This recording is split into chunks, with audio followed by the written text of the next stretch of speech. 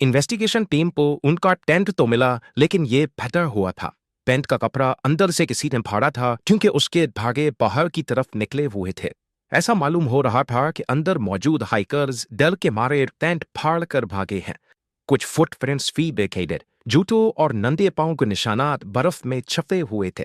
Hikers का camera और उसमें मौजूद एक अजीब फोटोग्राफ्स भी विलिंग। लेकिन पूरी क्रिमिनल इन्वेस्टिगेशन, फोटोग्राफ्स और रजिस्टर में हुई हर टिम्टी एम्पली होने के बावजूद ये केस पिछले 65 सालों से सॉल्व नहीं हो सका।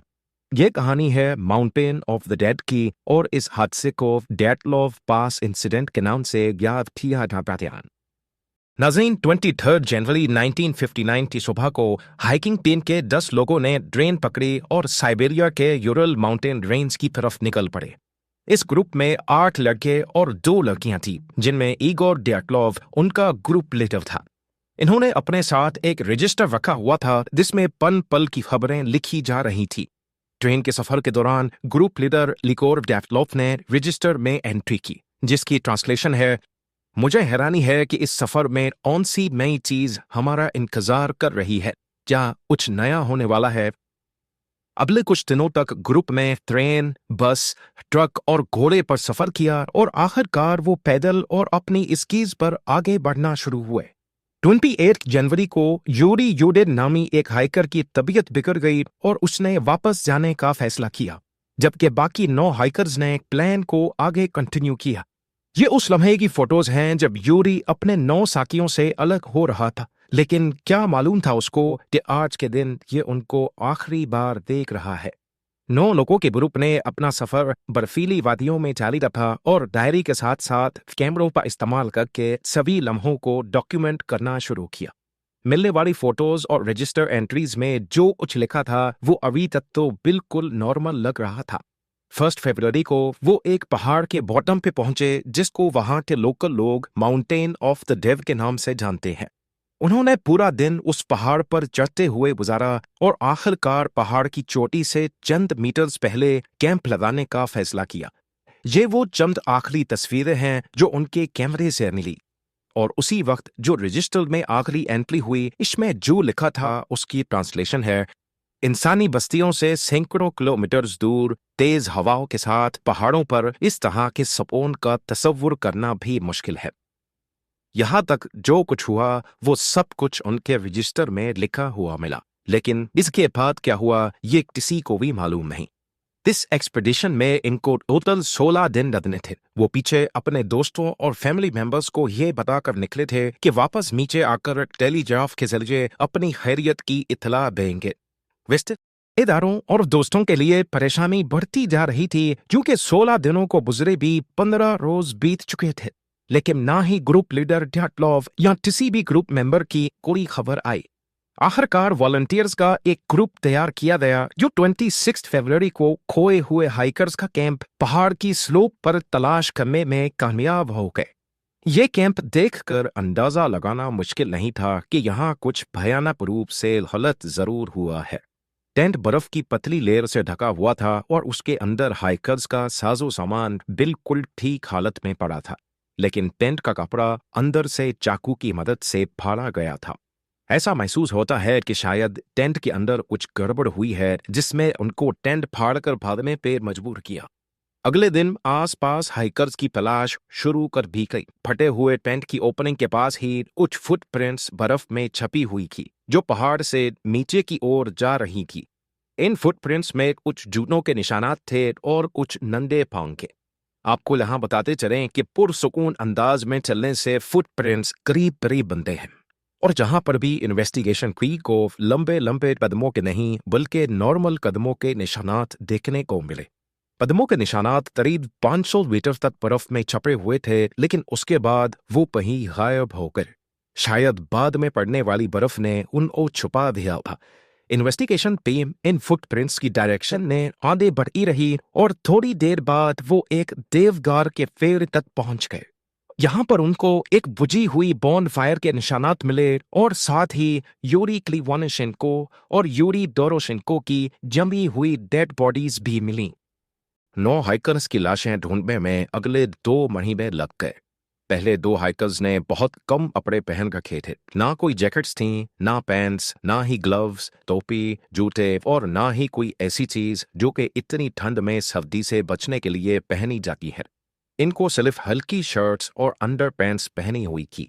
वेदर आर्काइव में देखा गया तो मालूम पड़ा कि जब इनकी मौत हुई तो उस वक्त यहाँ का टेम्परेचर करीब -30 डिग्री सेल्सियस था। लेकिन उनके कपड़े ऐसे थे जैसे गर्मियों के मौसम में पहने जाते हैं। लेकिन ऐसा क्यों था? पास मौजूद देवदार के दरख्त पर भी कुछ अजीब निशानात मिले। इसकी शाखें 5 मीटर तक टूटी हुई थी, जैसे इन्होंने अपनी जान बचाने के लिए रात के अंधेरे में इस पर चढ़ने की कोशिश की हो। अगले 3 हाइकर्स की लाशें भी टेंट और देवदार के दरख्त के बीच से ही बर्फ में दबी हुई पाई गईं। ये लोग पिछले वाले 2 के मुकाबले में कुछ न कुछ गर्म कपड़ों में पाए गए, लेकिन इन्होंने भी जूते और ग्लव्स नहीं पहन रखे थे। इन 3 हाइकर्स की डायरेक्शन टेंट की तरफ थी कि जैसे ये नीचे जंगल से ऊपर एंड की तरफ जा रहे हों, लेकिन बीच में ही हिम्मत हार कर दम तोड़ गए। इनकी बॉडी पर कुछ जख्मों के निशानात पाए गए, लेकिन डॉक्टर्स ने इन पांचों की मौत की वजह हाइपोथर्मिया बताई, यानी वो कंडीशन जिसमें ज्यादा वक्त ठंड में रहने की वजह से बॉडी की सारी गर्माइश निकल जाती है। आखिरी के 4 हाइकर्स की बॉडीज जंगल की एक चट्टान के नीचे से बरामद हुई। इनकी एग्जैक्ट लोकेशन उसी देवदार के दफ्तर से 75 मीटर्स ऑपोजिट डायरेक्शन में थी। इनमें से 3 को गहरी चोटें लगी थी, एक का सर फटा हुआ था और 2 की पसलियां टूटी हुई थी। मेडिकल एग्जामिनर का ख्याल है कि ऐसी चोटें किसी इंसानी या जानवरों के हमले की वजह से नहीं पहुंच सकती। उनका ख्याल है कि ये किसी ऊंची जगह से गिरे हैं। जानवर के हमले का नाम इस वजह से लिया गया क्योंकि इनमें से 2 जनों की आंखें निकली हुई थीं और लड़की की जबान गायब थी। सबसे हैरानी की बात यह थी कि क्राइम सीन से मिलने वाली 2 टी-शर्ट्स और एक टेंट ऐसी थी जिस पर रेडियो एक्टिव मटेरियल लगा हुआ था। पहले तो ये समझकर इन्वेस्टिगेशन हो रही थी कि शायद इनको किसी ने मारा है, इनका मर्डर हुआ है। लेकिन 25 मई को ये क्रिमिनल केस बंद कर दिया गया क्योंकि देखने में ऐसा कोई सबूत नहीं था जिससे ये जाहिर हो कि इनका मर्डर हुआ है या फिर इन्होंने आपस में ही एक दूसरे को मारा है। तो आखिर इन 9 लोगों के साथ हुआ क्या था? टेंट का दरवाजा छोड़कर उसको फाड़कर बाहर निकलने का क्या मतलब है? ऐसी भी क्या इमरजेंसी हो गई थी कि टेंट को चाकू से फाड़कर सबको बाहर निकलना पड़ा? ये इमरजेंसी जो भी थी टेंट से निकलते ही खत्म हो गई क्योंकि उनके कदमों के निशानात भागने वाले निशानात नहीं थे। यानी टेंट में जो खतरा था वो बाहर निकलते ही टल गया और वो रिलैक्स होकर चलने लगे। ऑफिशियल रिपोर्ट के मुताबिक 9 में से 6 हाइकर्स की मौत हाइपोथर्मिया की वजह से हुई, लेकिन इनकी कंडीशन देखकर यकीन करना मुश्किल था कि ये ठंड की वजह से मरे हैं। अभी तक इस केस को इंटरनेशनल कवरेज मिल चुके हैं। हाइकर्स के फैमिली मेंबर्स और कई लोगों ने सोवियत यूनियन की हाइपोथर्मिया वाली कहानी के खिलाफ आवाज उठाना शुरू कर दी। उनका मानना था कि सोवियत सरकार हाइकर्स की मौत के ऊपर पर्दा डालकर असल वजह छुपा रही है। खास तौर पर जब 3 कपड़ों से रेडियो एक्टिव पार्टिकल्स मिले तो सबका ख्याल गया न्यूक्लियर टेस्ट की तरफ। ये सोवियत यूनियन और अमेरिका के दरमियान ओल्ड वॉर का दौर था और सिर्फ चंद साल पहले ही अमेरिका ने हिरोशिमा और नागासाकी पर न्यूक्लियर बॉम्ब्स गिराकर दुनिया को अपनी ताकत की एक झलक दिखाई की। उसके बाद सोवियत यूनियन ने भी कई न्यूक्लियर टेस्ट करना शुरू कर दिए थे। लोगों का ख्याल था कि सोवियत यूनियन ने इस पहाड़ पर चुपके से कोई न्यूक्लियर टेस्ट किया है जिसकी रेडिएशन की वजह से 9 हाइकर्स की जान गई है और अब ये हाइपोथर्मिया को वजह ठहराकर केस को रफा दफा करना चाहते हैं। इन्वेस्टिगेशन टीम इस केस को मुख्तलिफ एंगल से देख रही थी। एक मौके पर एवलांच को भी इस हादसे की वजह ठहराया गया। हो सकता है कि रात के तहत उनको एवलांच महसूस हुआ हो तो सारे बैंड छोड़ मत दें, लेकिन एवलांच वाली ट्रूड कुछ फजम लामोजदी क्योंकि एवलांच पता वो टेंट जिस बर्फ की पतली लेयर से ढका हुआ था वो बहुत मोटी लेयर होती। दूसरा ये कि ग्रुप लीडर इगोर डैटलोव एक एक्सपीरियंस्ड हाइकर और स्कीयर थे। वो किसी ऐसी जगह टेंट लगाते ही नहीं जहां एवलांच का खतरा हो। इस हादसे के बाद 100 से ज्यादा एक्सपीडिशंस हुए, लेकिन किसी में भी यहाँ ऐसी कंडीशन नोटिस नहीं की जिससे एवलांच बन सकता हो। हाँ, इस पहाड़ पर खतरनाक कंडीशंस जरूर एक्सपीरियंस की थी, वो भी अप्रैल और मई के महीनों में, क्योंकि तब बर्फ पिघल रही होती है। जबकि ये 9 हाइकर्स फरवरी में गए थे जब ऐसी कोई कंडीशन में नहीं थी। है एक हाइकर के कैमरा से खींची गई सबसे आखिरी फोटो जो उसी रात वो खींची रोट जब वे मत्सावूट। ऐसा मालूम होता है कि ये किसी नाइट की फोटो है जो अंधेरे में कैमरा का लेंस सही से फोकस नहीं कर पाया। इस फोटो की वजह से नई थ्योरीज जन्म लेने लगी। कुछ लोगों का मानना था कि ये आसमान में किसी अनआइडेंटिफाइड फ्लाइंग ऑब्जेक्ट की फोटो है, तो कुछ ने कहा कि ये एंड के ऊपर लगी इमरजेंसी लाइट या फिर कैंडल लाइट की फोटो है। एक बात तो तय है कि ये जिस चीज की भी फोटो है, चाहे वो रॉकेट हो, यूएफओ या फिर कोई मीटियोराइट, वो चीज इनके पास आकर नहीं गिरी। अगर ऐसा होता तो बर्फ के अंदर से जब डेड बॉडीज मिल सकती हैं, तो किसी चीज के क्रैश होने का मलबा क्यों नहीं मिला। इस आखिरी फोटो की असल हकीकत भी कभी मंजर आम पर ना आ सकी। तो फिर हमारा असली सवाल अभी तक वही है कि आखिर डियाक्लोव पास के हादसे की असल हकीकत क्या है। क्यों उन्होंने टेंट को अंदर से फाला था, कैसे कुछ हाइकर्स को खतरनाक चोटें लगी, और क्यों उन्होंने इतनी ठंड में भी इतने पतले कपड़े पहन रखे थे जबकि ये सारे एक्सपीरियंस्ड हाइकर थे। सच्चाई जानने के लिए हम उस टेंट की तरफ रुख करते हैं जो असल में जंजीर की सबसे पहली कड़ी है। एक तो रात पहले की फोटो में देखा जाए तो एंड में से एग्जॉस्ट पाइप निकल रहा है। ये एग्जॉस्ट पाइप और अंदर रखा स्टोव यानी चूल्हा ग्रुप लीडर डियाक्लोव ने खुद बनाया था। हादसे वाली रात उन्होंने ये स्टोव इस्तेमाल भी किया था क्योंकि टेंट के अंदर से पका हुआ खाना भी मिला है।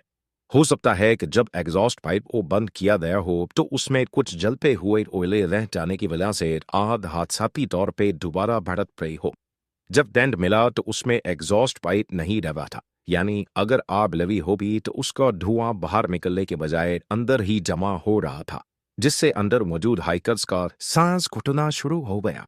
यही एक वजह समझ आ रही है कि उनसे धुआं कंट्रोल नहीं हुआ और वो फौरन टेंट को फाड़कर बाहर निकल आए। इस थ्योरी को प्रूव करने के लिए एविडेंस भी मौजूद है, क्योंकि हाइकर्स के जिस्म और कपड़ों पर जलने के निशानात भी पाए जा चुके हैं और कुछ के मुंह से खून भी निकला हुआ था। आपको यहाँ बताते चलें कि खांसी के साथ खून के आने की एक वजह बहुत ज्यादा अनफिल्टर्ड धुएं को इनहेल करना है। बाहर में करने के बाद ये आराम आराम से चलकर अपने लिए शेल्टर तलाश करने लगे। कुछ हाइकर्स बगैर गर्म कपड़ों के एंड से निकले थे। शेल्टर की एक जगह इनको पहले से मालूम थी, इसीलिए वो नीचे पेड़ों के पास चले गए।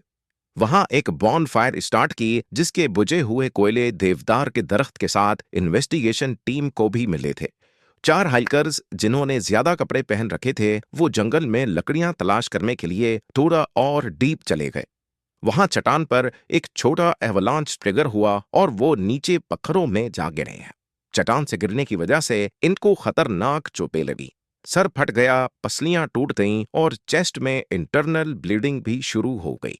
2 हाइकर्स जिन्होंने कम कपड़े पहन रखे थे वो देवदार के दरख्त के पास ही मौजूद थे। बचे हुए 3 हाइकर्स वापस टेंट की तरफ चढ़ते हुए एग्जॉस्ट होकर वहीं फ्रीज हो गए, जबकि बॉन फायर के साथ बैठे 2 हाइकर्स भी बुझी हुई आग की वजह से फ्रीज होकर दम तोड़ गए। रही बात रेडियो एक्टिव पार्टिकल्स की, तो आपको बताते चलें कि हर चीज थोड़ी बहुत रेडियो एक्टिव होती है, लेकिन ये कपड़े जरूरत से ज्यादा रेडियो एक्टिव थे। ग्रुप का एक मेंबर अलेक्जेंडर कोलिवाटोव पहले एक न्यूक्लियर फैसिलिटी में जॉब करता था और जॉर्ज क्रीवानशेंकोव एक top secret Soviet nuclear production plant में काम करता था। मिलने वाले रेडियो एक्टिव कपड़े इन दोनों हाइकर्स के ही थे, जबकि बाकी सबके कपड़ों से नॉर्मल क्वांटिटी में रेडियो एक्टिव एलिमेंट्स मिले। और वो हाइकर्स जिनके बॉडी पार्ट्स मिसिंग थे, हो सकता है जब उनको चोटें लगीं और वो अपनी जिंदगी की बाजी लड़ रहे थे तब उन पर जंगली जानवरों ने हमला किया हो। इस हादसे को आज 65 साल गुजर चुके हैं। 10 मेंबर्स के ग्रुप में से सिर्फ यूरी यूडिन बचे थे जिन्होंने एक्सपीडिशन को तबीयत खराब होने की वजह से छोड़ा था। उनकी नेचुरल मौत 76 ईयर्स की एज में 27 अप्रैल 2013 को हुई। की ये वीडियो भी आप लोग भरपूर लाइक और शेयर करेंगे। आप लोगों के प्यार भरे कमेंट्स का बेहद शुक्रिया। मिलते हैं अगली शानदार वीडियो में।